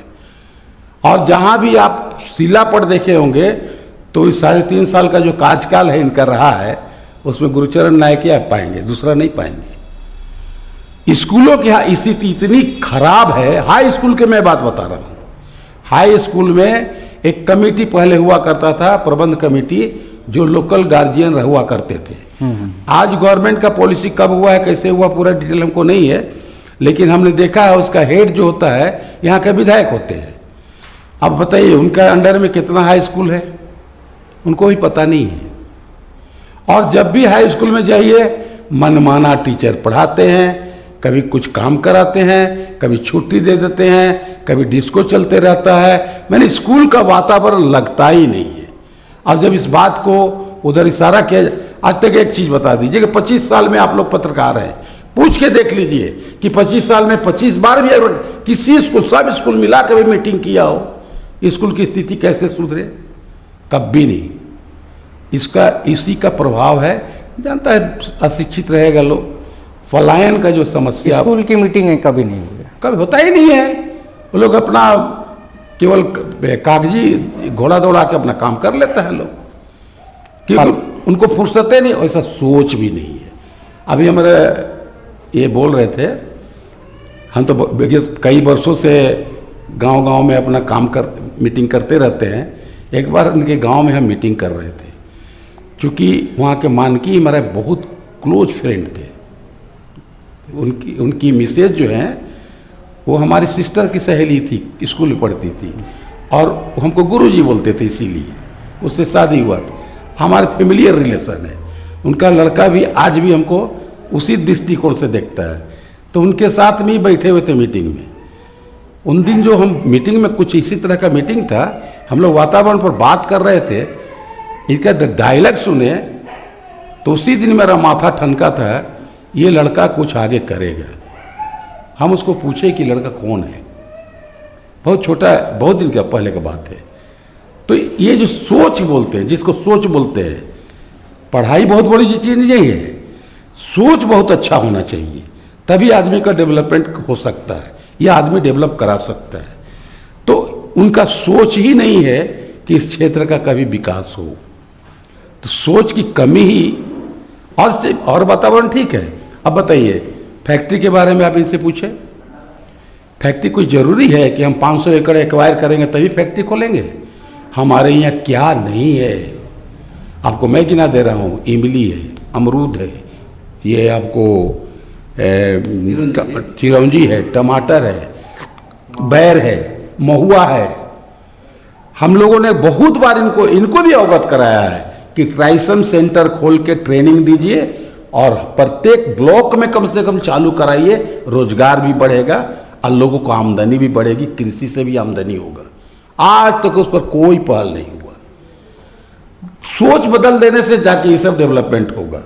कभी इस तरफ कभी सोचा नहीं लोग, और केवल क्या है, उनका सोच एक ही है, एनी हाउ अर्न मनी, क्योंकि वही उनका टारगेट है। मेरे पास ताकत होगा पैसा का, पैसा से मैं लोगों को खरीदूंगी और खरीद के अपना वोट बैंक बढ़ा लेंगे। नशाखोरी, जब तक नशाखोरी कम नहीं किया जाएगा क्षेत्र में, तब तक यहाँ का डेवलपमेंट करा पाना मुश्किल है। इन लोग को तो नशा कराने में जो मज़ा आता है, खाओ पियो सोते रहो, कल के बारे में चिंता मत करो। और यही कारण है कि ये बार बार उसी पैटर्न पर जीतते जाते हैं। आज की डेट में इसलिए हम शिक्षित बोल रहे हैं कि बहुत से लोग पलायन किया। पलायन करने के बाद बोला नहीं, दुनिया ये मनहरपुर विधानसभा जैसा नहीं है, ऐसा रिमोट एरिया सब जगह नहीं है। जब दिल्ली गया, चेन्नई गया, कलकत्ता गया, बॉम्बे गया, अरे दुनिया इतना विचित्र है। हम लोग तो बहुत ये में जंगल में पड़े हुए हैं। तो उसका दिमाग जब खुला है तब वो लोग विकास को समझा है लोग, तो आज उसका पोटेस्ट पर आ गया है। दूसरी बात, हम इन दोनों त्यागी पुरुष को बता रहे हैं, महत्वाकांक्षा हमें भी है, क्योंकि हम डिजर्व नहीं करते हैं, न यहाँ का वार्ड मेंबर में डिजर्व करते हैं, न एमपी में डिजर्व करते हैं। हम समाज सेवा में लगे हैं, इन लोग के ही साथ लगे हुए, लेकिन ये लोग दिनों डिजर्व करते हैं। दोनों एमएलए के लिए फाइट भी किए हैं पिछले दिनों। बिल्कुल। आज इन्होंने अपनी त्याग और तपस्या की पहचान कायम रखा है हमारा ये कैंडिडेट के लिए। तो इनको हम साधुवाद करते हैं दोनों को, ताकि इस कार्य में इनका बहुत माने योगदान है, और जो उत्साह पैदा किए हुए हैं और लोगों तक पहुंचा रहे हैं सबको, ये बहुत बड़ी उपलब्धि हम मानते हैं इसको। और हमको लगता है, दूसरी बात, जहाँ भी हम जाते थे पहले तो लोग एक ही बात बोलता था, यहाँ पर मैक्सिमम आपको पॉपुलेशन है, अगर समुदाय विशेष का बात करें तो वो लोग का हो बोलने से उसमें मुंडा लोग भी है, आपको उरांव लोग भी हैं, बहुत तरह के संथाल लोग भी हैं। तो हम टोटल हो का बात कर रहे हैं, मैंने इस टाइप का लोग को बात करें, एसटी का। उसमें एक ट्राइबल में भी आते हैं, तो इनका ट्राइबल में और उस ट्राइबल में थोड़ा सा डिफरेंसेज है। तो वो लोग बोलता था ना, हम लोग को समुदाय से क्यों नहीं आप लोग कैंडिडेट देते हैं। इस बार ये देखिए, भेजने के लिए उनके समुदाय के लोग, जो लोग बोलते थे, उनके मुंह पर हम लोग दिए हैं, अब तुम्हारा कैंडिडेट है, अब कभी इनकार मत करना। दूसरी बात, हम लोग बोरो प्लेयर नहीं चाहते हैं। जिसको अपने वोट देने का अधिकार इस क्षेत्र में नहीं है, वह कैंडिडेट कैसे बनेगा। ये बात भी माइंड मेकअप करा रहे हैं लोगों को। क्या हमारा, देखिए, हमारा घर का गार्जियन, मतलब आप ये चाहते हैं कि जो मनोहरपुर विधानसभा में वोट करता हो वही यहाँ का विधायक बने। हाँ, एकदम निश्चित बात है, तभी हमारा दुख दर्द को समझेगा। अगर हमको दिल्ली में रह के, एसी में रह के और यहाँ का एडमिनिस्ट्रेशन कंट्रोल करना होगा, यहाँ के बारे में हम क्या जानेंगे कि यहाँ के लोग का जीवन यापन किस तरह से होता है। हम यहाँ के लोगों के साथ दर्द को महसूस करें, तभी हम समझ सकते हैं।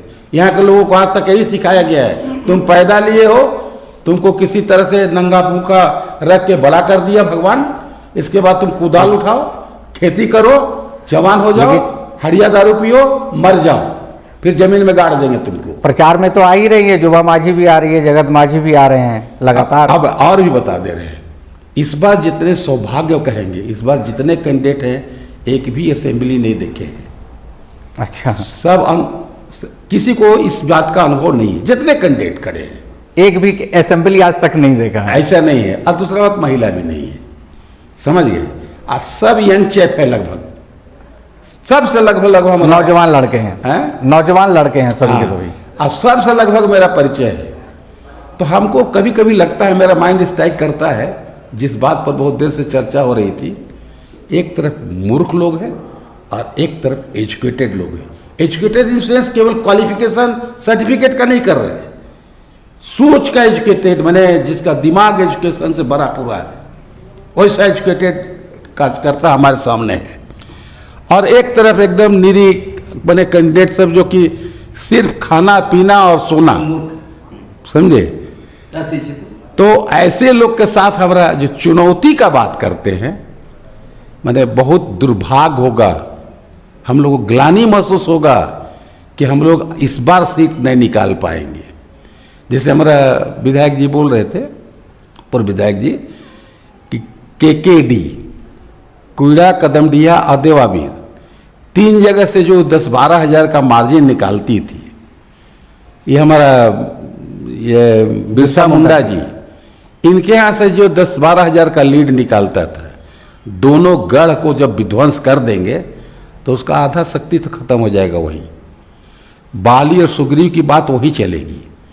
बाली को मारने के लिए उसका आधा शक्ति जो आता था उसको खत्म करता था, उसका दुश्मन का, तो आधा शक्ति तो ये लोग खत्म करेंगे। हो समाज में एक पकड़ होने के नाते इनका भी एक अपना कहीं ना कहीं इन्फ्लुएंस है कि हमारा हो है, तो उसका भी एक प्लस पॉइंट मिलेगा। समुदाय विशेष का हम बात कर रहे हैं। जितना गौण समाज है वो तो हमारे पूर्व विधायक के नेतृत्व में अभी तक रन कर रहा है, तो उनका सपोर्ट है, तो निश्चित रूप से वो कन्वर्ट होगा। समुदाय में महतो वोट जो इतना है, आंसू के नाम से भी आएगा लगभग। और जो हम लोग का जनरल वोट, जिसको कहिए बाजार का व्यवसायी जो भी वोट है, वो तो डिवोटी वोट है, जानते ही कि कहाँ जाता है। केवल हम लोग को समझाना इतने ही है कि देखो बाबू, फूल इस बार ईवीएम में नहीं है, केला है, केला को बस कन्वर्ट करना है। इतने ही समझाने में हम लोग को जो चुनौती है, और सामने कोई चुनौती दिख नहीं रहा है। हम लोग सिर्फ सर्टिफिकेट का लेने की तैयारी कर रहे हैं और इनको माला वाला पहना के जल्दी असेंबली में शपथ ग्रहण कराने की तैयारी कर रहे हैं। और कोशिश करेंगे, हो सकता है ये 13 तारीख के बाद हम लोग आपको संथाल परगना में भी हम लोग को कॉल है, वहाँ भी जाएंगे हम लोग काम करने, ताकि सरकार भी अपना बने, और तब हम लोग बात करेंगे कि आगे कैसे राजनीति होता है। धन्यवाद। तो अब हमारे साथ जो हैं केंद्रीय सचिव आजसू के सिद्धार्थ महतो जी हैं। सिद्धार्थ महतो जी, आप जो हैं पश्चिम सिंहभूम में जिलाध्यक्ष भी रहे हैं। आप अपने समय में कई लोगों को जो है चुनाव लड़ाए और आपको जो है इस बार एक केंद्र सचिव होने के नाते जिस तरीके से एक आजसू का प्रत्याशी पहली बार मनोहरपुर विधानसभा में दिया गया, ये आपके लिए कितनी बड़ी चुनौती है इस विधानसभा को निकालने का, आजसू को जीत दिलाने का और डॉक्टर दिनेश चंद्र बोईपाई को जो है विधानसभा भेजने का? कितनी बड़ी चुनौती आप मान रहे हैं? हमारे लिए तो ये बहुत बड़ी चुनौती है, क्योंकि ऐसे ही हम तैयारी 2019 में भी चक्रधरपुर विधानसभा में मेरे नेतृत्व में हुआ था और वहाँ हम किसी कारणवश हो चाहे समीकरण के कारण हो हम पिछड़ गए थे। उसका टीस आज भी मुझे है।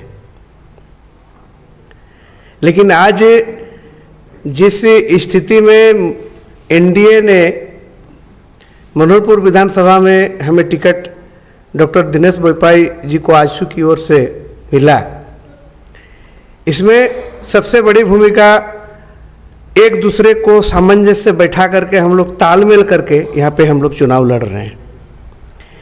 यहाँ आपको ये देखने को नहीं मिलेगा कि पीठ पीछे से कई लोग खरीद बिक्री की का जो पिछले चुनाव में होते हुए आया है, इस बार आपको नहीं दिखेगा। इस बार लोगों में एक कॉन्फिडेंस है कि हर हाल में यहाँ से हम लोग बदलाव करेंगे। चूँकि आज 3 दशक से एक ही परिवार का यहाँ पर साम्राज्य रहा है और चूँकि पिछले वक्ताओं ने यहाँ पे कहा है कि लोग किस तरह से यहाँ त्रस्त थे, अभी भी त्रस्त है। ये कितनी विडंबना की बात है कि 40 साल हो गया है पंसवा डैम बन करके, लेकिन 46 गांव को पानी नहीं मिल रहा है। तो ये तो मैंने स्थानीय जो जनप्रतिनिधि इतने साल से जो राज करते हुए आ रहे हैं उनके लिए तो काफ़ी शर्मनाक बात है। तो लोग बहुत त्रस्त है, वो लोग चाहते हैं कि इस बार हर हाल से हम बदलाव करें। अब सोच लीजिए, अभी कुछ दिन पहले सोनवा से लेकर के गुदड़ी तक का कोई भी सड़क मार्ग नहीं था।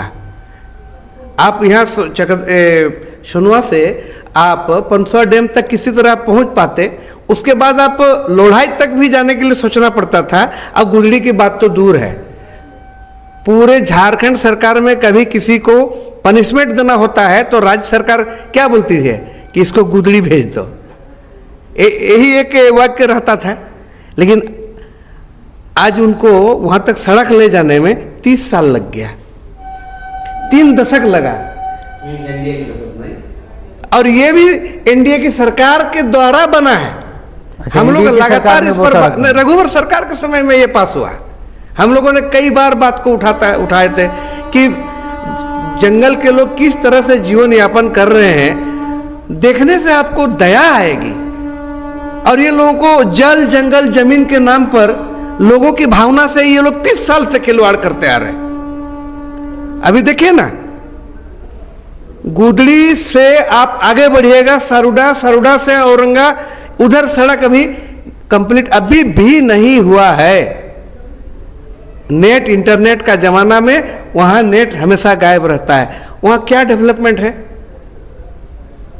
तो लोग बदलाव चाहते हैं। अभी बहुत सारे लोग पढ़े लिखे कुछ समझदार हो गए हैं। पिछले चुनाव में लोग अलग अलग लड़ते थे तो वोटों का बंटवारा हो जाता था। इस बार इंडी और एनडीए दो ही चीज दिखाई आपको दे रहे, कुछ निर्दलीय प्रत्याशियों को छोड़ करके। लेकिन एनडीए पूर्ण रूप से, आप यहाँ पर बहुत सारे लीडर्स देख रहे हैं। इसके अलावा हमारे विधानसभा में, हमारे तर्कस में ऐसे दर्जनों हमारे तीर हैं जो इस बार 2024 में का जो परिणाम है उसको पलटने का काम करेगी। और बाकी बातें तो इन्होंने कहा ही। इस बार जनता का जो मूड है बदलाव की ओर है। सिर्फ चुनाव चिन्ह में परिवर्तन हुआ है। क से कमल, क से केला।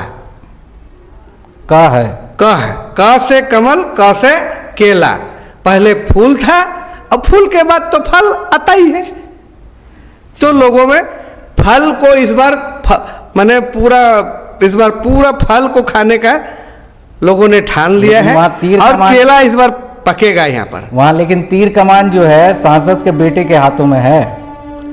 लोग जानते हैं, सांसद के बेटे तीर कमान की बात तो जानते हैं, और जो चम्मच में चांदी की चम्मच से पलने बढ़ने वाले लोग तीर कमान की क्या भाषा समझें। इसलिए जनता अब जाग चुकी है। लोग जानते हैं कि एक ही तरह का जो डिजाइन से वो चुनाव जीतते आ रहे हैं बरसों से, अब वो डिजाइन अब यहाँ पे काम, वो समीकरण अब काम नहीं करने वाला है। लोग बदलाव चाहते हैं। तो आपको लगता है इस बार बदलाव इस होगा? बार मनोहरपुर विधानसभा से एनडीए भारी मतों से चुनाव जीतने जा रही है। जी, एक जो सवाल है वो लेना बहुत जरूरी है, क्योंकि हमारे साथ जो हैं इस टीम में एक झारखंड आंदोलनकारी भी हैं जो कि बिरसा मुंडा जी हैं और आजसू में बहुत बड़े पद पर हैं, केंद्रीय सचिव हैं। प्रधानमंत्री ने अभी जो भाषण दिया था चाईबासा में, उन्होंने एक बहुत बड़ी बात कही थी कि जो कांग्रेस का जो दामन है वो आदिवासियों के खून से सना हुआ है। उन्होंने ये बात इसलिए कही थी क्योंकि जितने भी आंदोलन हुए और उनको जो गोलियां चली थी, जो गोलीकांड हुआ, वो कांग्रेस के शासन में हुआ था। इसको लेकर ये सवाल का जवाब इनसे लेना जरूरी है। आप कितना इत्तेफाक मानते हैं प्रधानमंत्री ने जो कहा भाषण में, वो कितना सही है? कांग्रेस का दामन की क्या वाकई में आदिवासियों के खून से सना हुआ है? ये बात तो सच है कि हम लोग ने भी कई मंच से ये बात को बोले हैं। जिस समय जगन्नाथ मिश्रा था मुख्यमंत्री बिहार का, उस समय जब अलग राज्य का आंदोलन चल रहा था, उस समय हमारी तीरधनुष को सीज करने में लग गया था। यही तीरधनुष जो छाप है यही तीरधनुष को सीज करने का काम किया था, लेकिन आंदोलन उसको जो है ना सीज करने से बचा लिया है। और ये तो निश्चित है, गुआ गोलीकांड बोलिए, चाहतू बोलिए, ये आपका यहाँ बीला गोलीकांड हुआ, आपका चाहतू गोलीकांड हुआ, ये टेपासाई गोलीकांड हुआ, ये वही खरसवा गोलीकांड हुआ, ये कांग्रेस सरकार के समय में ही हुआ। हम लोग तो उसका तो विरोध करते ही हैं। और अगर उस समय अगर ये वो विरोधी नहीं होता तो उसी समय झारखंड राज्य दिया रहता। लेकिन झारखंड राज्य देने के बदले इन्होंने यहाँ के लोगों को गोली का शिकार बनाया और गोली चला करके लगा कर लोगों को का आवाज़ को दबाने का प्रयास किया। लेकिन यहाँ के लोग अलग राज्य लेने के लिए तत्पर थे, इसीलिए गोली का काम भी नहीं किया। क्या ये भी सही है कि जो रामेश्वर उरांव जी जो हैं कांग्रेस में, उस समय एसपी हुआ करते थे जब गुआ गोलीकांड हुआ था? हाँ, समय वो एमपी हुआ करता था। अगर चाहता तो इन लोग इस तरह से गोलीकांड नहीं होता, लेकिन लोग चाह रहा था कि हम लोग गोली के माध्यम से जो है ना हम लोग आंदोलन को दबा दें। झारखंड राज्य को नहीं देने के पक्ष में गोली से यहाँ के आवाज़ को बंद करें, यहाँ के जनता की आवाज़ को बंद करें, ये इन लोग का प्रयास था। इसीलिए निश्चित रूप से ये कांग्रेस एसपी थे। हाँ, उस समय जिस समय ये गुआ गोलीकांड ये आंदोलन चल रहा था, उस समय एसपी थे रामेश्वर उरांव, पर ही वहाँ पर खड़े होकर के लोगों को गोली मारने का काम किया गया। आज कांग्रेस की ये सरकार है और उसी सरकार के साथ झारखंड मुक्ति मोर्चा का गठबंधन है। बेवकूफ ये लोग बना रहे हैं और भाजपा के खिलाफ ये लोग तरह तरह की बातें बोलते हैं कि भाजपा आएगी तो संविधान बदल देता है। झूठ बोल करके ये लोग वोट लेते हैं और कुछ नहीं, जमीन ये कर लेगा। क्या यही बात सच है? यही बात सच है। जिस तरह से राजा जो है लालू यादव जो बोला झारखंड मेरा लाश पर बनेगा, लेकिन यहाँ की जनता ने उनको बना करके दिखा दिया, उनका जीते जी झारखंड बना। और वही लालू यादव का पार्टी और कांग्रेस का पार्टी आप झारखंड मुक्ति मोर्चा में रहे बिरसा मुंडा जी, आपने काफी लंबा वक्त राजनीति का वहाँ बिताया है। ऐसी झारखंड मुक्ति मोर्चा में क्या मजबूरी है जो कांग्रेस के इशारे पर अगर आदिवासियों के ऊपर गोलीबारी हुई तो उसके साथ सरकार चलाने की मजबूरी आप क्या देख रहे हैं झारखंड मुक्ति मोर्चा की? ये तो सत्ता का लालच में इस तरह का बने जो ना दुश्मन से अपना हाथ मिला करके सरकार चला रहे हैं। वो जान रहे हैं जितना भी लड़ाई हुआ है कांग्रेस के साथ ही लड़ाई हुआ, अलग राज्य का लड़ाई। जितना भी लोगों ने, जितना माँ बहन का जो सिंदूर मिटा, जितना लोगों को जो जेल के सड़कों के अंदर जाना पड़ा, तो कांग्रेस सरकार के कारण ही हुआ है। ये सारा चीज जानते हैं, लेकिन सत्ता को लेकर के, सत्ता अकेले तो ले नहीं पा रहे हैं, इसीलिए दुश्मन को अपना गोद में, दुश्मन का गोद में जा करके सत्ता का गोद में बैठ करके यहाँ हुकुम चलाने का प्रयास किया है। ये जनता जान रही है। आज वो झारखंड मुक्ति मोर्चा नहीं रह गया है। जिस समय जो झारखंड अलग राज्य का लड़ाई हुआ करता था, वो झारखंड मुक्ति मोर्चा नहीं रहा है। अब कांग्रेस का गोद में बैठ करके यहाँ हुकुम चलाने का काम हो रहा है। ये आप जनता जग चुकी है, ऐसा नहीं होने दिया जाएगा। क्योंकि अगर चाहता तो उस समय जो है ना, जितना आंदोलन में जो शहीद हुआ है, जो परिवार बेघर हुए, उनको प्राथमिकता के आधार पर उनको जो है ना सही जगह में लाने का काम होता। यहाँ गोवा में जो शहीद हुआ है, उनको मेरा चलते नौकरी मिला 8 आदमी को। जब हम जिला अध्यक्ष थे तो हम अकेले बंद कमरे में अकेले हेमंत को हम बोले, आप बताइए, हम लोग जब बोलते हैं हम लोग अगर सरकार में आएंगे तो हम लोग इनको नौकरी देंगे परिवार को। अब हम लोग सरकार में हैं, हम वहाँ गोवा शहीद दिवस क्या बात बोल करके हम लोग शहीद दिवस मनाएंगे? अब जब तक नहीं बोलिएगा हम यहाँ से उठ के जाएंगे ही नहीं। हम बोले, लड़ाई किए। उसके बाद हमारा सामने उन्होंने मुख्य सचिव को फोन किया, हमको हर हालत में नौकरी देना है। तब 8 आदमी को दिया। जब दूसरा सूची हमने दिए तो हंसने लगा, हंस दिया। जो जिसमें दूसरा सूची में आपका सरिंदा का 3 परिवार है, ये आपका बिल्ला का, उसके बाद आपको ये टेपा सही का, उसके बाद इचातू का, उसके बाद लाल सिंह मुंडा का, मचुआ गगरई का, इन तमाम लोगों का, और ये सूलापुर्ती का, इन तमाम लोगों का, शहीद परिवारों का सूची हमने उनको दे चुका हूं। लेकिन जो दिया तो हंस दिया, हंसी में ही खत्म कर दिया। उसके बाद देखिए हमने उनके साथ लड़ाई किया न्याय का, यही वजह है हमको झारखंड मुक्ति मोर्चा से भी बाहर कर दिया। अच्छा, आपने नौकरी मांगी आंदोलनकारियों के लिए, आंदोलनकारी के लिए, सम्मान के लिए। यही वजह हो सकता है कि हमको जो है ना पार्टी से बाहर करने का काम किया। जी, तो अब हम जो है इस कार्यक्रम को अब जो है अंतिम पड़ाव की ओर ले चलते हैं। तो हम अब जो है डॉक्टर दिनेश चंद्र बोईपाई से बात करते हैं। डॉक्टर दिनेश चंद्र बोईपाई जी, आप प्रत्याशी हैं मनोहरपुर के, और आपकी जो है टीम आजसू और बीजेपी, ये दोनों जो है आपके साथ खड़ी है। हम खुद भी देख रहे हैं कि दोनों ही, क्योंकि आपके जो दोनों बगल में हैं, दोनों ही जो है एमएलए कैंडिडेट हो सकते थे। एक ने तो नामांकन भी भर दिया था, लेकिन बाद में उन्होंने वापस भी ले लिया और समर्थन भी आपको कर दिया। इतनी अच्छी और मजबूत टीम लेकर आप कैसा महसूस कर रहे हैं? हम तो भाग्यशाली है। मतलब मेरा क्या बोलते हैं कि मेरे पास शब्द नहीं मिल रहा। इनका त्याग, ये चाहते तो चुनाव लड़ सकते, आंदोलनकारी भी हैं, आंदोलनकारी भी है, मतलब इनमें कोई कमियां नहीं। लेकिन मेरे लिए इतना बड़ा त्याग किया, इसका हम जिंदगी भर ऋणी रहेंगे। एक तरफ चाचा भी लड़ सकते थे, उन्होंने बलिदान दिया अपना बेटा के लिए। बेटा जवान हो गया, अब लड़ेगा, अब चाचा अरेस्ट करेंगे। लेकिन एक तरफ अगर देखिएगा ना, वास्तव में चुनाव मैं नहीं लड़ रहा, चाचा लड़ रहे, भाई लड़ रहे, हम सारे मिलकर के चुनाव लड़ रहे। और इनका आशीर्वाद मेरे साथ है, ये मेरा विश्वास है। इनके आशीर्वाद के माध्यम से ही हम लोग इस जंग को आसानी से जीत जाएंगे। क्या जीतेंगे ना? इसीलिए जीतेंगे। तो देखिए, हम संपन्न करते हैं इसका खास कार्यक्रम को। आपकी हर खबर पर हमारी नज़र, टीवी मीडिया के तमाम दर्शकों का बहुत बहुत शुक्रिया। आप सभी इस हमारे कार्यक्रम से जुड़े, आपके प्रत्याशी के कार्यक्रम से। और जैसा कि पूर्व विधायक ने कहा कि मनोहरपुर में जो है राजा और रंग की लड़ाई है।